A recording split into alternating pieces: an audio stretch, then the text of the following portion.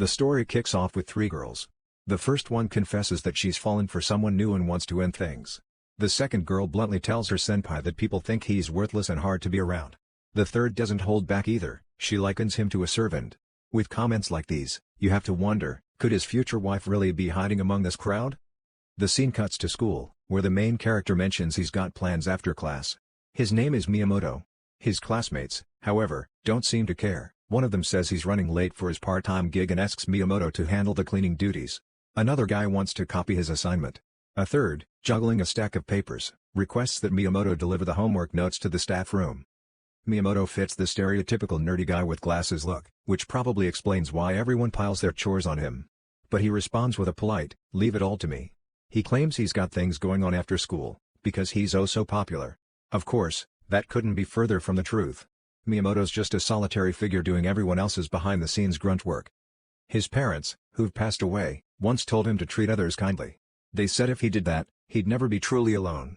So today, he mentally adds 3 more names to his personal be nice to people tally. He believes someone upstairs is keeping score of all his good deeds. That's why he's convinced his girlfriend, Yumi, will stick by his side. With no family left, she's the only person he's got. As Miyamoto reflects on Yumi calling him out of the blue, he starts to wonder what's going on. Peering out the window, he notices the sky darkening, looks like rain's coming. With half an hour left, he decides to grab an umbrella, just in case. Meanwhile, Yumi waits for Miyamoto. She reminds herself she's the one who asked him to meet up, but it's getting chilly and she's starting to wonder if he'll show. Maybe someone roped him into helping again. Wouldn't be the first time. He usually arrives an hour early whenever they meet. He's got that habit of always saying yes when people ask for help. Yumi can't help but think, maybe that's why he accepted her confession too. When they go out, it's always her making the first move. She wishes, just once, she could feel a spark of his desire. As she's lost in thought, she wonders if it'd be okay to deceive him just a little. Then, her phone rings. It's him. Miyamoto rushes over, umbrella in hand, asking if something's wrong and why she called him so suddenly.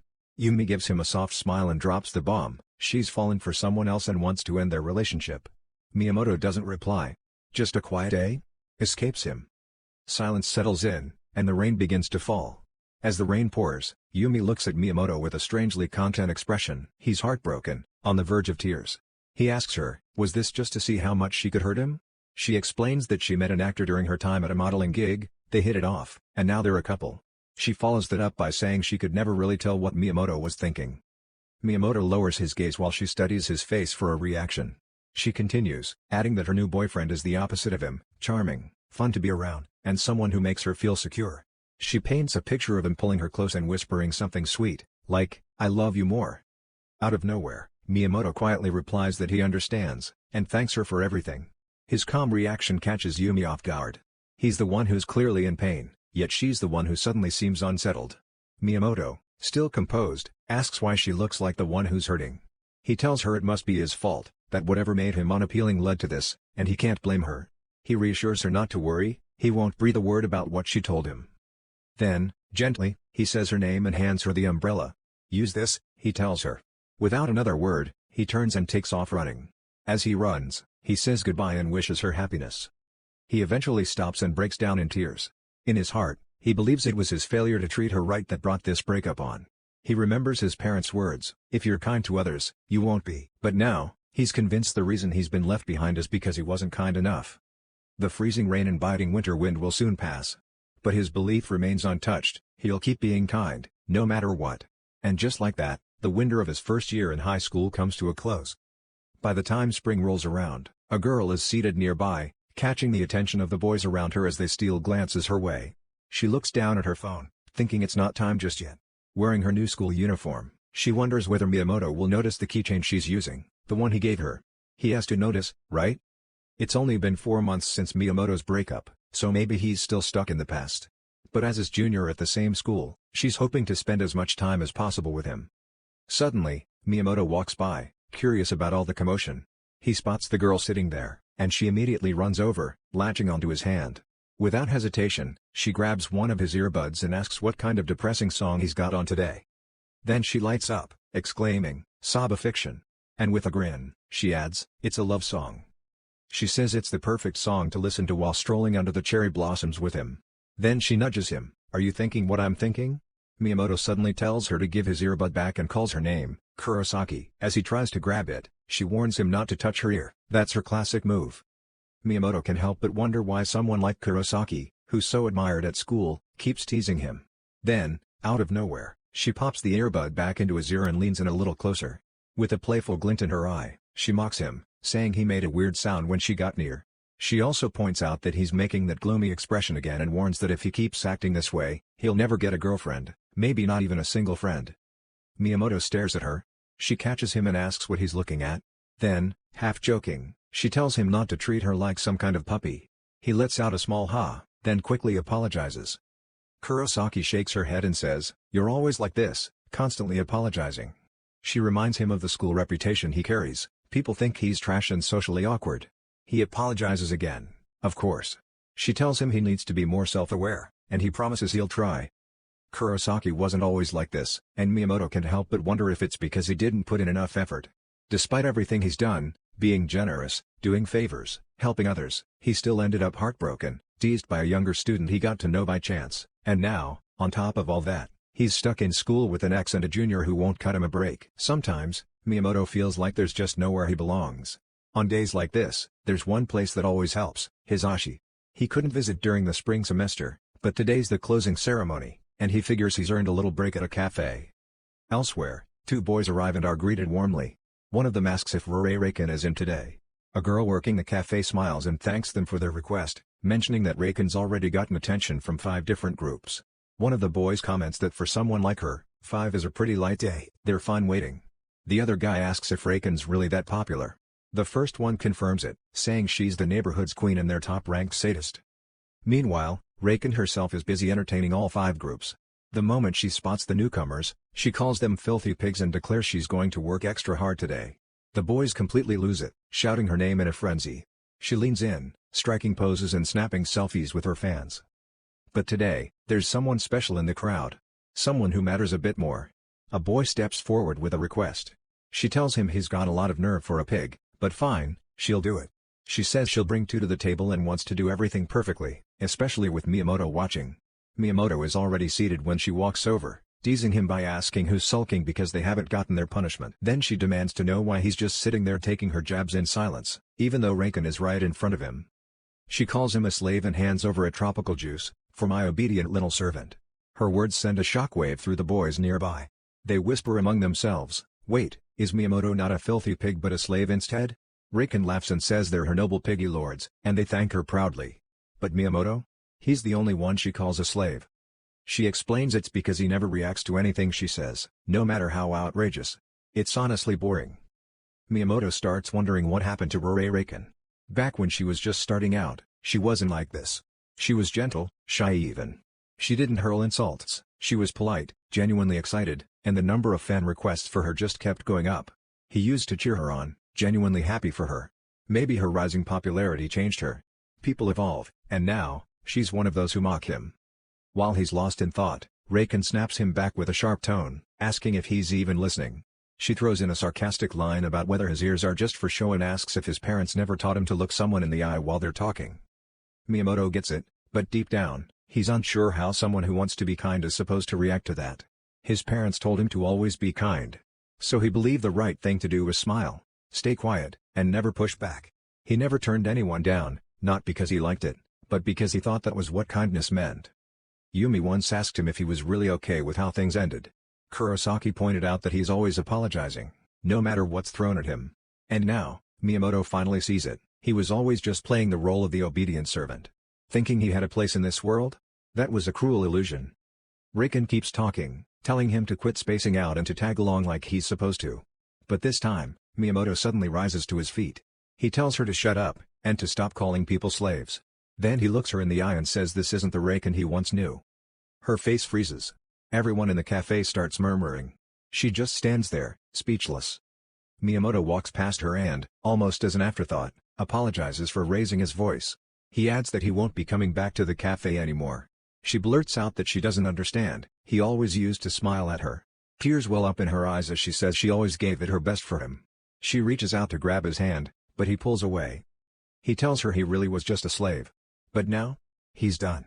With that, he says goodbye. She chases after him, calling out for him to wait. And for the first time in a long while, Miyamoto feels something he'd forgotten: relief. He wonders if maybe he went overboard, but still, there's a strange sense of if being kind only ends up hurting people, then it's not kindness. It's just self-centeredness disguised as virtue. Back home, Miyamoto reflects. Dumped by his girlfriend. Mocked by a younger classmate. Humiliated by his ashi.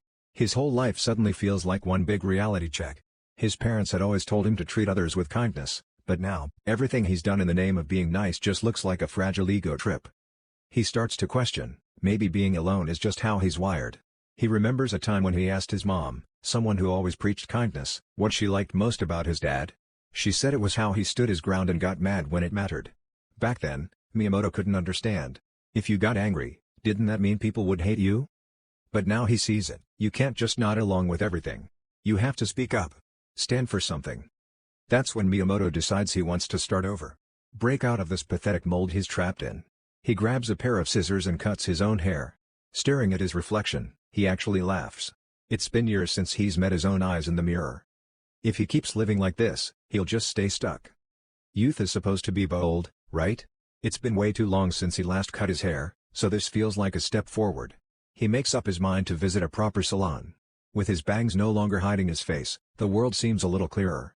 Gradually, all the things that once weighed him down start becoming obvious.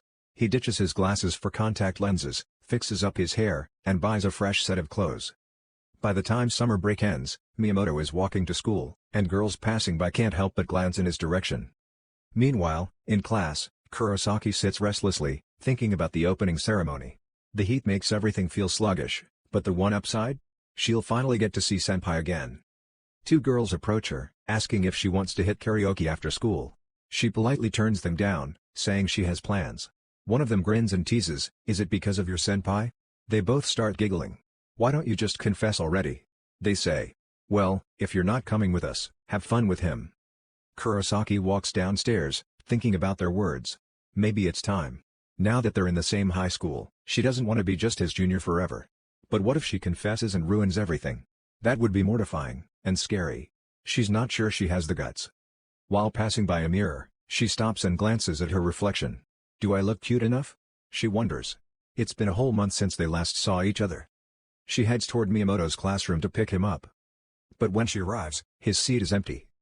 Kurosaki asks the teacher if Miyamoto's absent, and he tells her that he's already left for the day. She's taken aback, left in stunned silence. Usually, he waits for her. So why'd he leave without her today? She dashes off, hoping to catch up with him. Maybe he's feeling unwell? If that's the case, she'll just have to look after him. While running, she suddenly freezes. There's a guy ahead. His hairstyle and the way he carries himself look different. But that ear shape? Could it be? Target locked, Kurosaki radar activated. With newfound confidence, she walks up, thinking, this is what love is to you. She was worried before, but now? She's going to shower him with attention until her heart's content. Charging in, she hugs him from behind and says, "Senpai." He groans, "That hurts." She forces a small, awkward smile and she pulls back with an apology and asks what's wrong. Then, teasingly, she jokes about his summer debut and playfully asks if he's craving a girlfriend now. She chuckles softly, saying if he pleads, she might consider dating him. He turns, looks her dead in the eye, and bluntly tells her to shut up. Says she's too loud. That his head hurts. He goes on, "What's with that summer debut comment? Why mock someone's effort?" She fumbles, clutching his shirt. He doesn't let up. After all the times she's teased him, now that he finally responds, this is how she reacts? She stares at him, clearly hurt.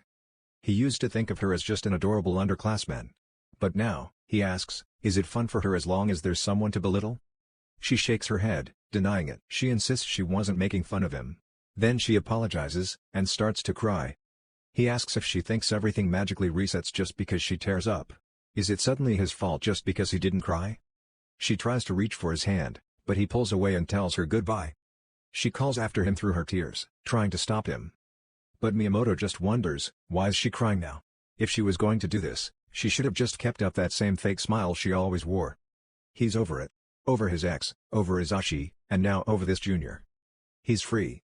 He'd already made up his mind, cut ties with the kouhai who taunted him, the ex who betrayed him, and the maid cafe girl who crushed his heart. That's why he went through a whole metamorphosis during summer break. Earlier that day, while walking into school, Girls couldn't stop staring at him like he was something fresh off a runway. One of them asked her friend who he was, and the friend said, "He looks kinda familiar." Eyes followed him everywhere. Miyamoto wasn't used to this much attention, he'd always been a background character. But hey, changing his look? Totally worth it. He heads into class just as two students are chatting about summer courses. One jokes about accidentally calling the girl behind him by his sister's name, and the other cracks that maybe the girl's into him. Then Miyamoto walks in. And they stop mid-convo, distracted by his new appearance. "Wait. Is he actually in our class?" one of them asks. Miyamoto takes his seat. For a full minute, everyone just stares. Then the murmurs start. "Whoa, he looks completely different." They throw out words like refreshing and cool. Miyamoto isn't bothered. In fact, he feels like smiling. He doesn't need their praise, but hearing their genuine reactions gives him a quiet sense of accomplishment. He'd never really paid attention to his appearance, but just putting in a little effort seems to have paid off big time. He even hears a few whisper, maybe it's his summer debut. He was ready for that kind of chatter, and honestly, it feels like a win. At the very least, it proves he's evolving.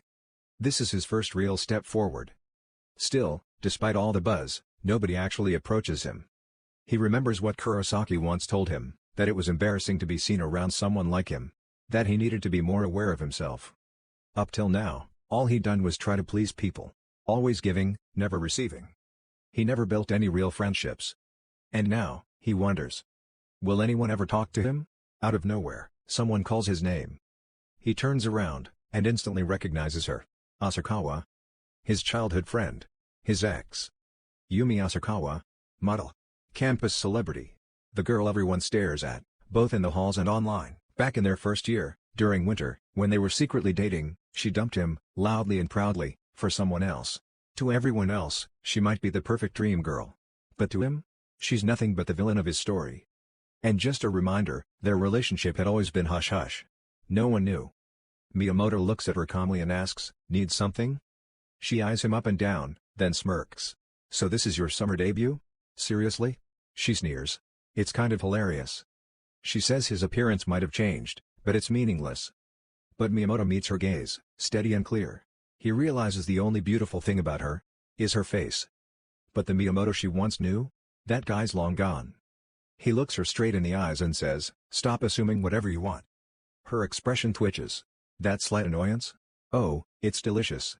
Miyamoto feels oddly satisfied watching her carefully crafted image start to crack. After all, she did betray him. And he'd already decided, she was history. So he leans in with a perfectly timed follow-up. "Why do you care so much? We're strangers now. Or did you forget? We broke up, remember?" Boom. The whole classroom goes dead silent. Heads snap toward them. The shock is palpable. Wait, they dated? And she called him by his first name? Asakawa, clearly flustered, tries to spin it. Miyamoto's wrong. That's just how he feels.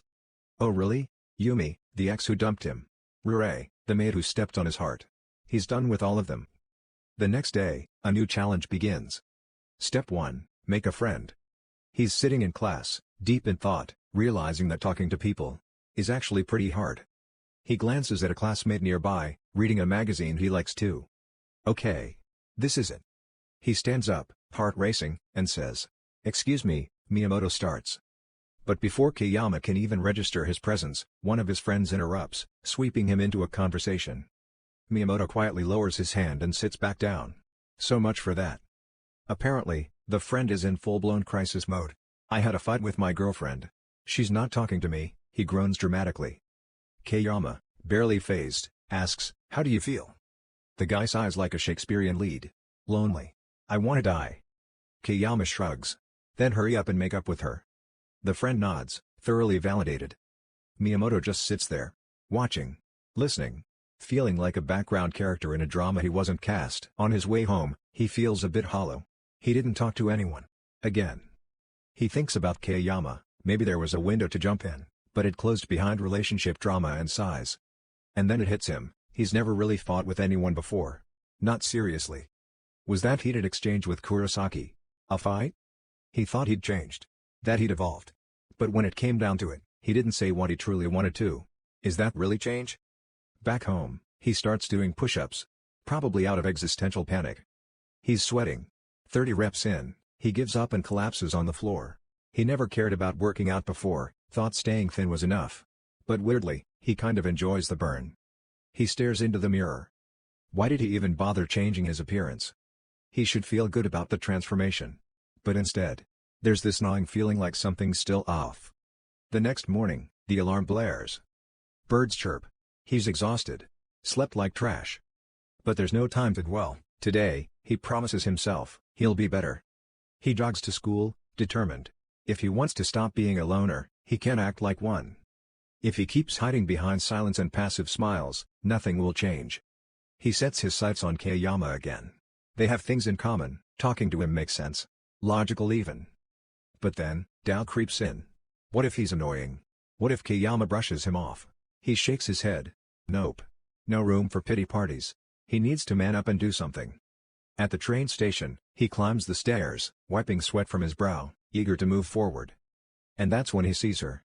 Kurosaki. Seriously? Out of all the people who were supposed to cry and move on, why is she here? She approaches, quietly but with purpose. Give me a chance, she says. Miyamoto blinks. What is it with her? He straight up asks, why are you even here?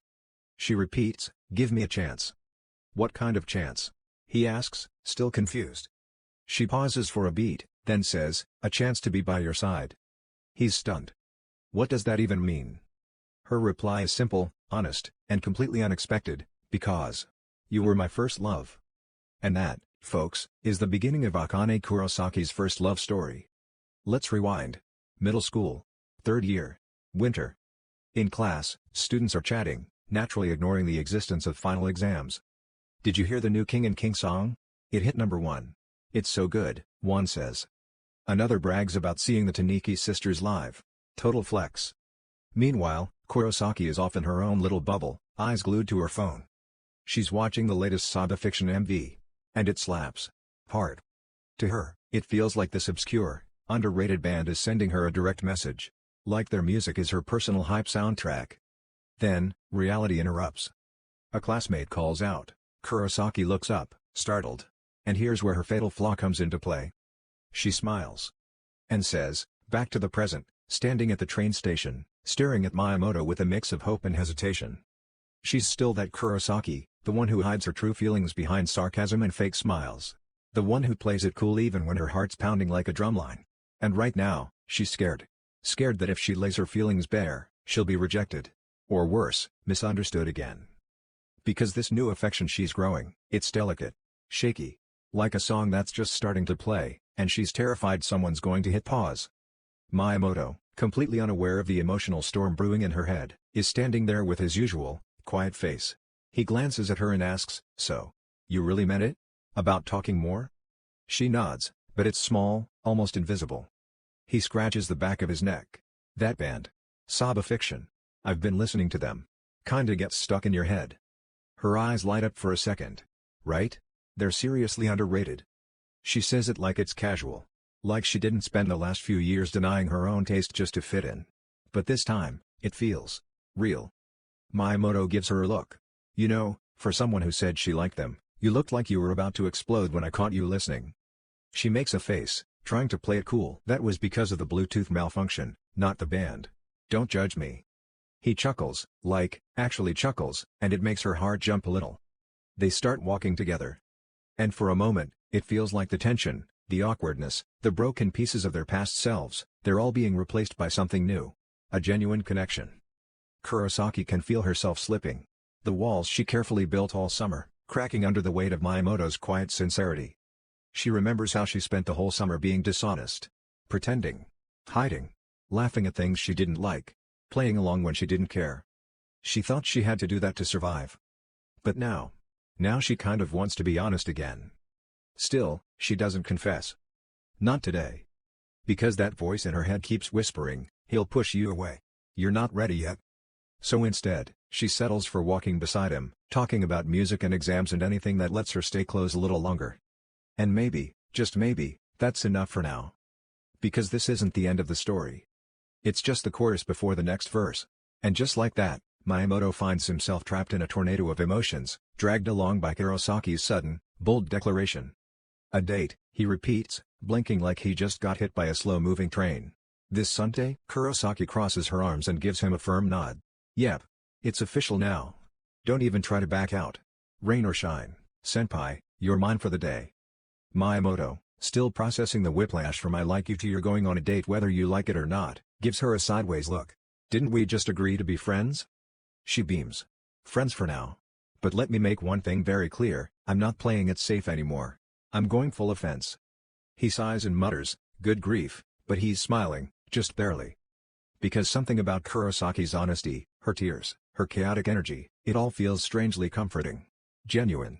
And even if he's still unsure about trusting love again, there's a part of him that doesn't want to walk away from this. Besides, it's not every day someone confesses their love, cries in public, and schedules a date all in one breath.